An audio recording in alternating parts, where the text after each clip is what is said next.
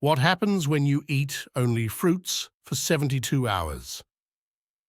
Eating only fruits for 72 hours can have some interesting effects on your body. Let's break it down. After 12 hours, your digestion gets better.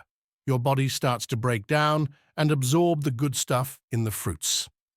The fibers in fruits help reduce bloating and stomach aches. After 24 hours, you start burning bad fats.